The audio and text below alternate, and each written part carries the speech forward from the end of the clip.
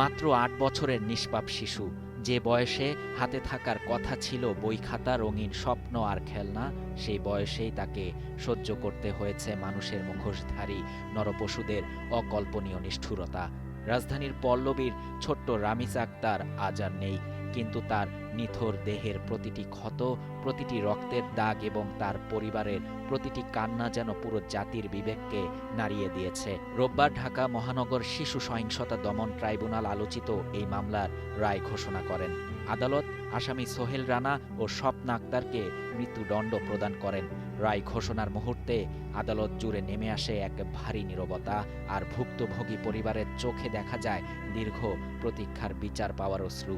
মাত্র ৫ কর্মদিবসে ধর্ষণ হত্যা মামলার নিষ্পত্তির দৃষ্টান্ত গড়ে দেশের বিচার বিভাগ। সরকারের সদিচ্ছার কারণেই মামলার দ্রুত বিচার সম্ভব হয়েছে বলে দাবি রাষ্ট্রপক্ষের। এর আগে আজ সকাল 8:30টার দিকে কারাগার থেকে প্রিজন ভ্যানে করে কড়া নিরাপত্তার মধ্য দিয়ে আসামিদেরকে আদালতে আনা হয়। আদালতে উপস্থাপিত সাক্ষ্য ও আলামতে উঠে আসে বিভীষিকাময় এক চিত্র। যে মানুষগুলো প্রতিবেশী পরিচয়ে বিশ্বাসের জায়গা দখল করেছিল, তারাই ছোট্ট শিশুটির জীবনের সবচেয়ে ভয়ঙ্কর দুঃস্বপ্ন হয়ে ওঠে। মামলার সাক্ষীরা আদালতে বর্ণনা করেন, ঘটনার দিন শিশুটিকে নির্মম নির্যাতনের শিকার করা হয়। পরে হত্যার পর অপরাধ গোপনের উদ্দেশ্যে মরদেহ বিকৃত করার চেষ্টা চালানো হয়। তদন্ত কর্মকর্তা, ফরেনসিক বিশেষজ্ঞ এবং প্রত্যক্ষদর্শীদের জবানবন্দি শুনে আদালত কক্ষের পরিবেশ বারবার ভারী হয়ে ওঠে। সবচেয়ে হৃদয় বিদারক ছিল একজন পিতার আর্তনাদ। আদালতের কাঠগড়ার সামনে দাঁড়িয়ে মেয়েকে হারানো বাবার কণ্ঠ বারবার কেঁপে উঠছিল।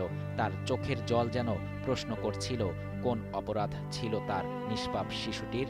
একজন মা যিনি এখনো বিশ্বাস করতে পারছেন না তার আদরের সন্তান আর কখনো ঘরে ফিরবে না। এক বোন যে এখনো হয়তো অপেক্ষা করছে তার খেলার সঙ্গীকে ফিরে পাওয়ার।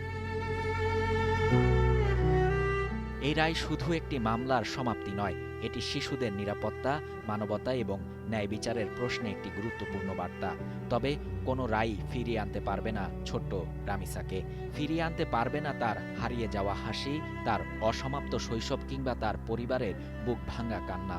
আজ রামিসা নেই, কিন্তু তার নাম হয়ে থাকবে নিষ্ঠুরতার বিরুদ্ধে প্রতিবাদের প্রতীক। আর তার জন্য উচ্চারিত প্রতিটি প্রার্থনা স্মরণ করিয়ে দেবে শিশুদের নিরাপত্তা নিশ্চিত করা শুধু রাষ্ট্রের নয়, পুরো সমাজের দায়িত্ব। ছোট্ট রামিসার জন্য অশ্রুসিক্ত বাংলাদেশ। শাহরিয়ার শাফাত, বাংলা নিউজ 24।